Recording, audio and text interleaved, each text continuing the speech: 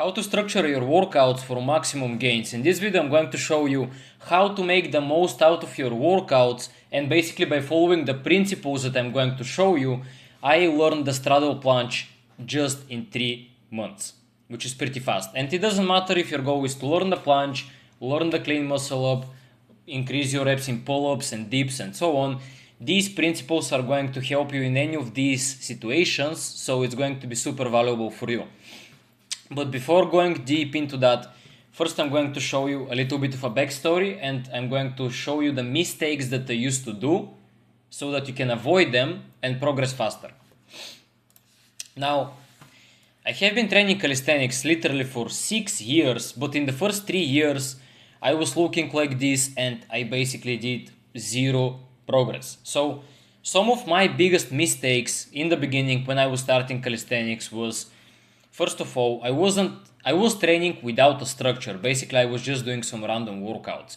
I just went to the calisthenics park and I didn't have an idea what am I about to do. I just did some pull-ups, just did some dips, sometimes some muscle-ups, and basically that was it. I didn't have a structure for when I should work out, what exactly I should work out. Am I going to do push or it's going to be a pull workout, if I'm going to train skills or I'm going to do basics.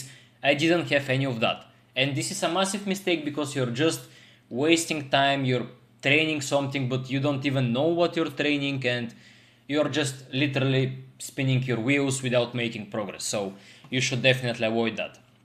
The second thing is I didn't track my progress. So first of all, I did random workouts. Second of all, I didn't even know what I was doing. I didn't know how many sets I did. I didn't know how hard was the workout. Am I making progress or am I staying at the same place? And tracking your workouts is extremely important, because if you don't know, if you're not tracking your workouts, how you're going to know if you're making progress? You can't. So you should track every single thing.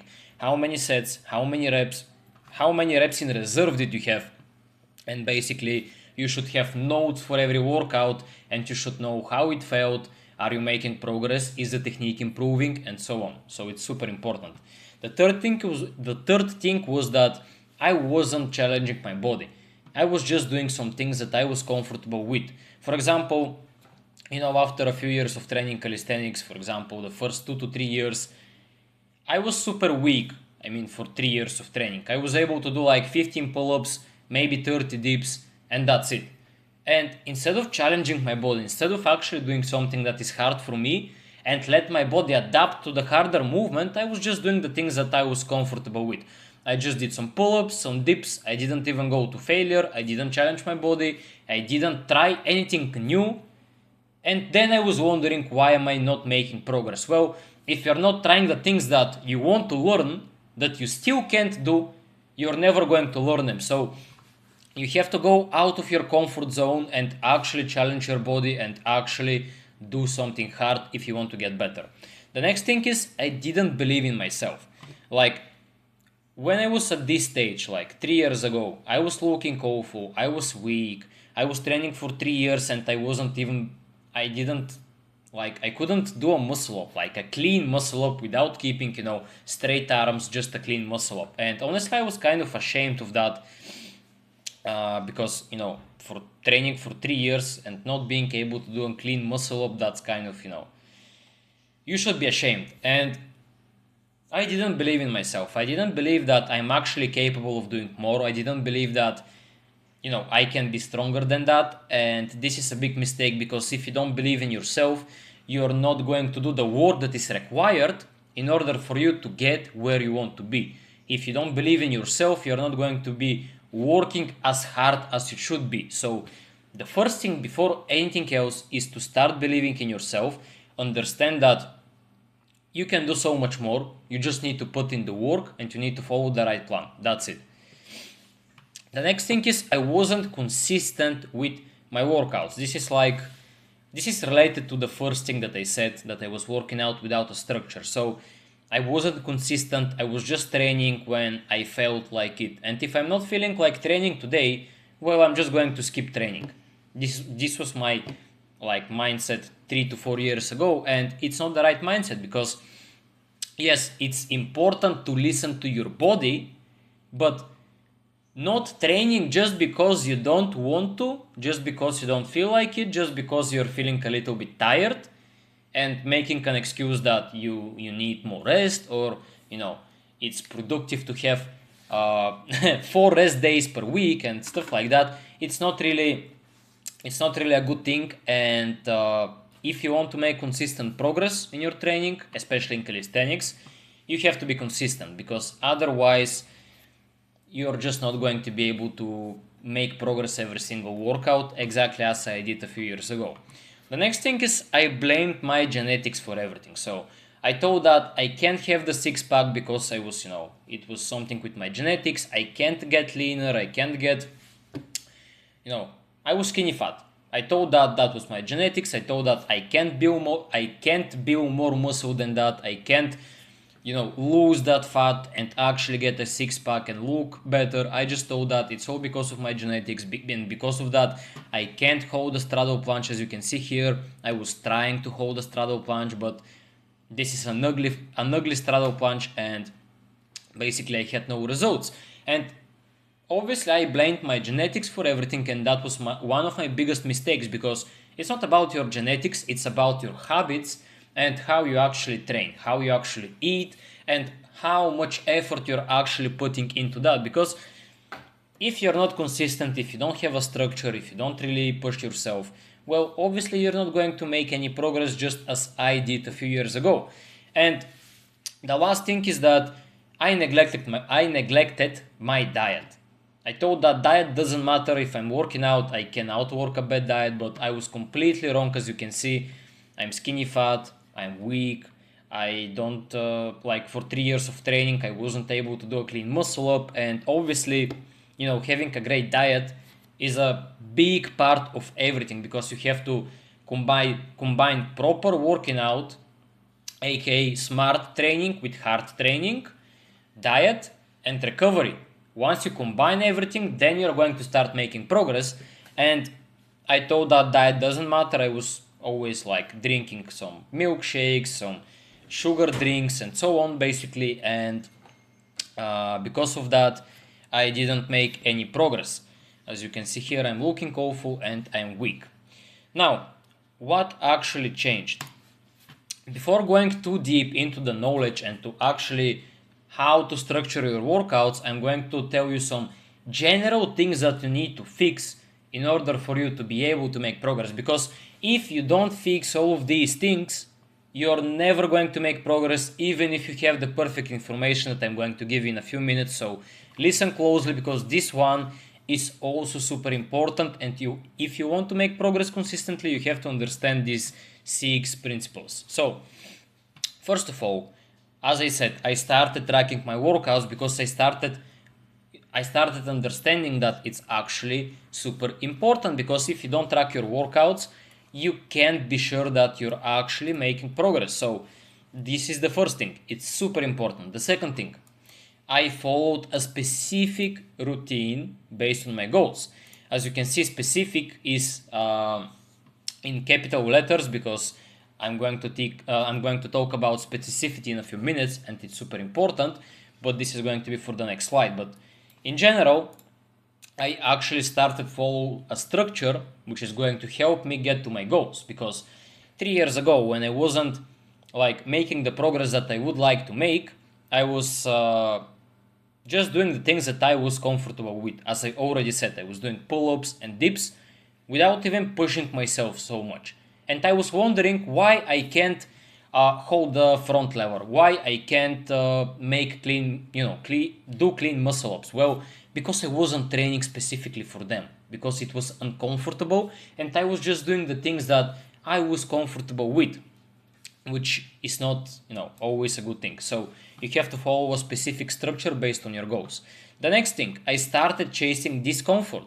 As I said a few minutes ago, if you want to hold the front lever, you have to push your body and actually do the things that are hard for you. Otherwise, you're never going to learn the front lever. Because I was doing pull-ups every single workout, and I was wondering why I can't hold the front lever. Why am I not getting stronger in the front lever? Well, because I wasn't training specifically for it, and I wasn't challenging my body with, exercises for the front lever because it was uncomfortable. So this is a big thing.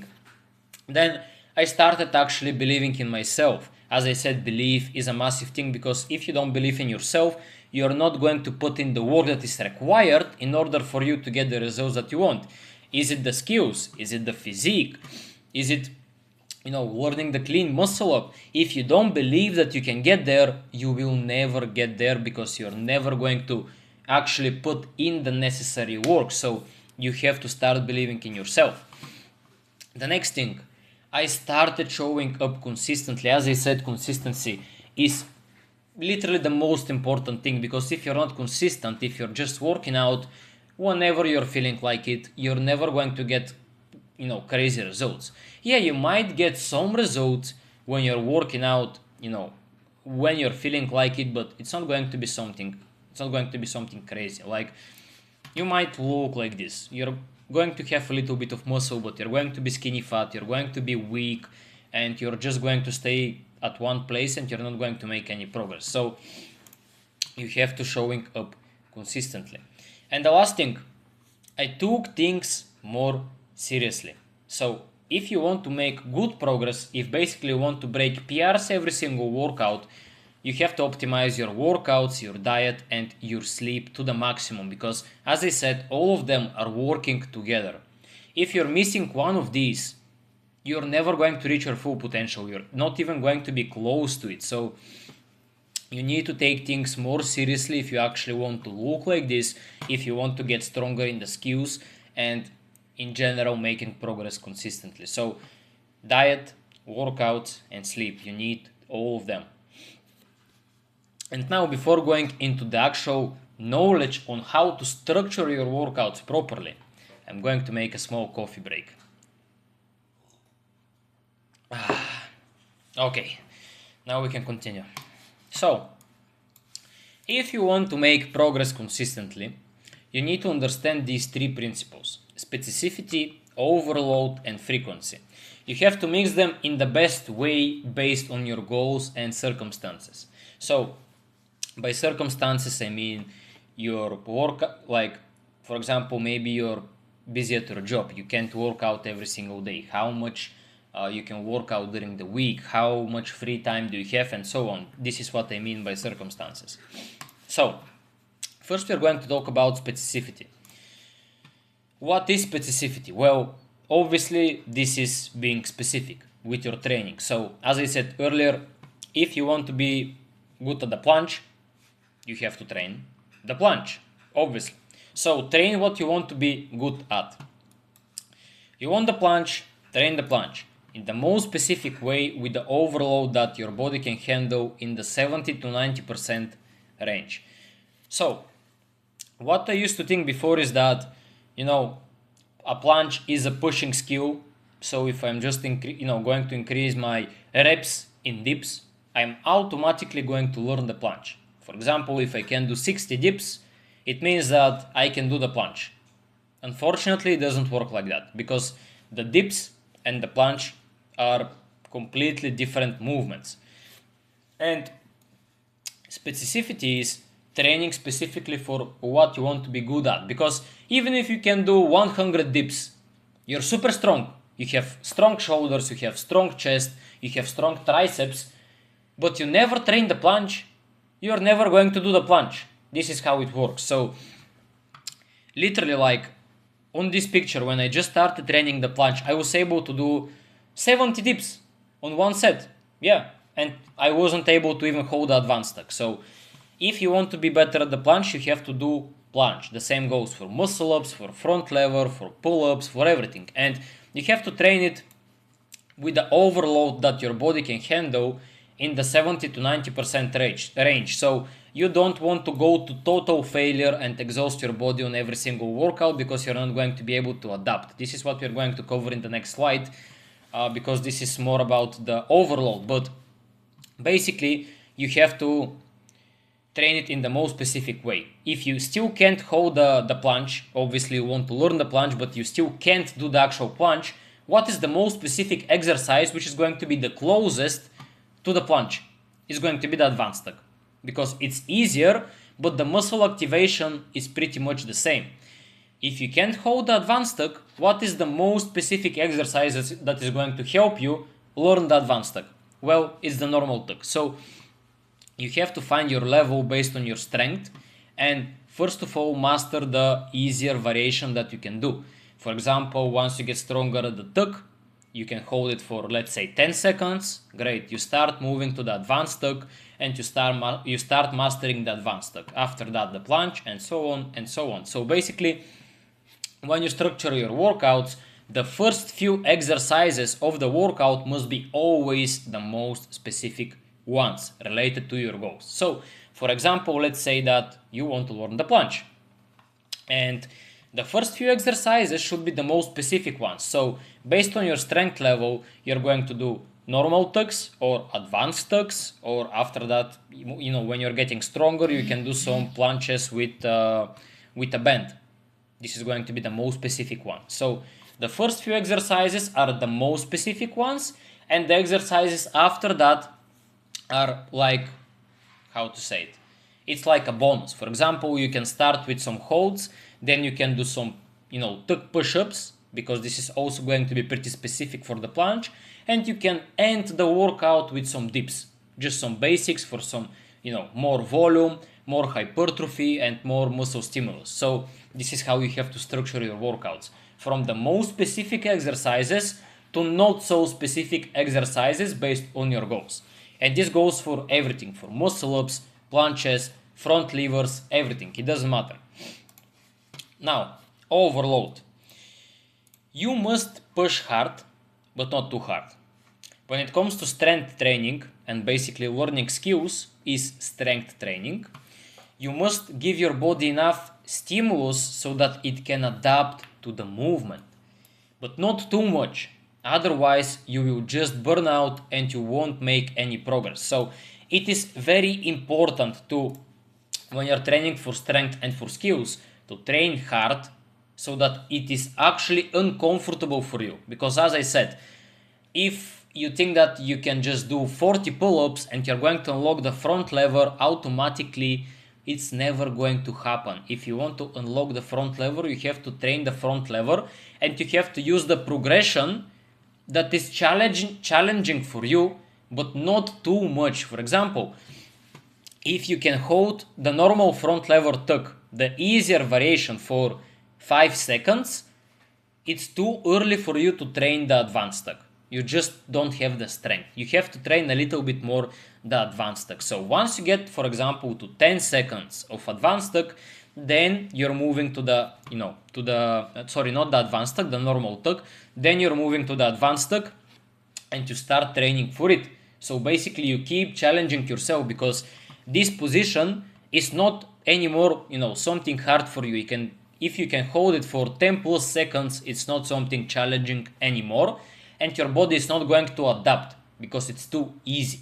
So once you master one of the progressions, you move to the next one, so that it can increase the overload and actually challenge your body, so that your body actually can adapt to the harder stimulus. So when you get stronger, you must increase the overload, otherwise you will get stuck. Because I know so many people, actually some of my friends, for example, they're training for the front lever and they're doing the easier variation. They're doing the tuck, but they're way stronger than that. They're doing the tuck and they're holding the easier variation for 20 seconds.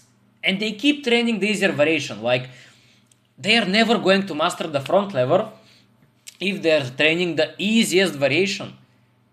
Because it's too easy for them. It's like, I'm going to give you another example. If you're good at pull-ups, let's say that your maximum pull-ups is 30 reps for one set, and you go to your workout and every set you're doing 15 pull-ups, half of your max, you're never going to increase your pull-ups. It is too easy for you. So it's the same with the front lever. If you can hold the tuck variation for 20 seconds, you have to move to the harder variation. Otherwise, you're spinning your wheels and you can become the world champion in holding the front lever tuck position, but you're never going to unlock the full front lever because it's a different movement and the intensity is much higher. So once you get a little bit stronger, you move to the harder stuff so that you can keep challenging your body every single workout. This is how you make progress. And also, as I said, don't push too hard, because if, for example, you're holding the tug front lever for 10 seconds and you decide to go to the straddle front lever and you skip the advanced tug, you're not going to be able to hold the straddle front lever because it's going to be too hard for you. Maybe you're going to be able to hold it for a little, but it's going to be with an awful technique and you don't want that. So don't skip progressions and overload your body step by step. Don't do it too fast, either too slow. It has to be smooth. And now the next thing, frequency. This is also a very important thing. You must obtain enough volume for your body to adapt. So when you're learning a new movement, you need to practice it more often in order for your body to get used to it. So at least 2 to 3 times per week. Otherwise, you're not going to make progress so fast. Especially when it comes to skills. When you're learning new skills, the technique is hard. You need to, give your body some time to actually understand the technique. You need more volume. Otherwise, you're never going to progress fast. Yes, maybe if your overload and specificity is good, you're going to make some progress. But if you're just doing the skills 1 time per week, it's not going to be so, it's not going to make a big difference. You need all of them 3 combined in a perfect harmony together. So, because I used to train the planche 1 time per week, because I was also doing weighted calisthenics and also I was doing muscle ups. And I was training the planche only 1 time per week. Yes, I did some progress because I was already strong. I had a great baseline, of strength. But at some point my progress started slowing down because I don't have enough volume. So once I actually started training the planche 3 to 4 times per week, I started seeing crazy results. And for the past 1 month, my planche is literally changed so much. I made so much progress. So it's super important. Don't ignore frequency, because when it comes to skills in calisthenics, it's super important to have more volume. Even if you're just doing muscle ups, it's the same thing. Probably you're still going to make progress if you're doing them 1 time per week. But if you do them 2 times or 3 times with a little bit less intensity but more volume, you're going to progress way faster. This is how it works. And be careful, because if you do it too often, this is the other thing, it may lead to overtraining, which means no gains. So if you're training the planche every single day with pretty high intensity, you're just going to fatigue your body too much, you're going to stress your nervous system too much, and it's also not a good thing. You're not going to make progress. So you need to find the perfect balance. Too much is not good, too low is also not good. You need to find something in between where you have enough stimulus, you have enough overload, but it's not too much. So the thing is that I can give you a very personalized advice here, because it's really it really depends on your individual goals and circumstances. Are you training for skills, or you're training for strength endurance? For example, you want to increase your reps in pull-ups and dips. How many days per week can you train, and your individual body characteristics, like how tall are you overweight, are you skinny, what is your body fat percentage? All of that matters a lot, and I can't really give you, I can't tell you you need to do this and this is the only way, because it's different for every person, and you need to experiment a little bit and find the perfect balance where you have enough volume and you manage to recover well for the next workout. So as I said, the perfect example is 2 to 3 times per week when it comes to skills, but it depends on your goals and on your circumstances. So you have to experiment a little bit by yourself. Now, the magic happens only when you combine the 3 principles in harmony. So specificity, as we already discussed, overload, and frequency. So this is how I learned the planche as you can see here. This is how I learned the clean muscle up, and this is how I'm about to unlock the front lever. This is me doing a front lever with a light band, but it's still in progress because I'm stronger at the plunge, obviously, than in the front lever. But pretty soon I'm going to unlock the full front lever because I'm following the right plan, I'm showing up every single day, and I know what I'm doing. It's just a matter of time.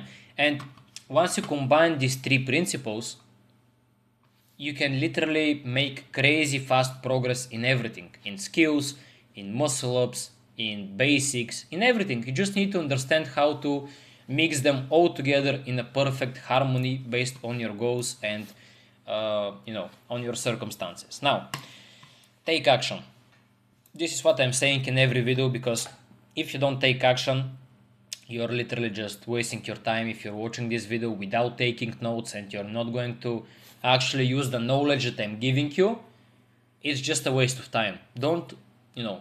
I hope that you didn't watch this video just for entertainment, because entertainment is not going to change your life. I'm giving you actual knowledge and value that you must use if you want to get the results. Just watching the video and forgetting about it after that, it's not going to change anything. So if you implement this knowledge correctly, you will get crazy results super fast, just as I did. As I said in the beginning of the presentation, I learned the plunge in 3 months.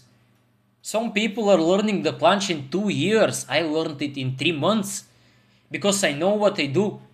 I know how to structure my workouts properly, and I know how to mix the three principles all together so that I can get these results. And you're going to be able to do the same. So trust the process, experiment a little bit with your body, get serious about it, get serious about your diet, your workouts, and your recovery, and I promise you that you're going to see the progress so fast. You're going to make progress faster than people are doing. For 3 months, you're going to make more progress than people are doing for 3 years. Just as I did. And if you feel like you need some help with creating a sustainable training routine, specifically for your goals, as I said, maybe you want to learn the muscle up, maybe you want to learn the plunge, maybe you want to increase your reps in calisthenics or something else, you can book a call with me. The link is going to be in the description, and we are going to hop up on a call and discuss your goals in details and see how I can actually help you achieve them. Once again, take action. As I said, use this knowledge, use this value, because it's going to change your life, and you're going to start making progress super fast, just as I did. As always, expect redemption, and see you in the next one.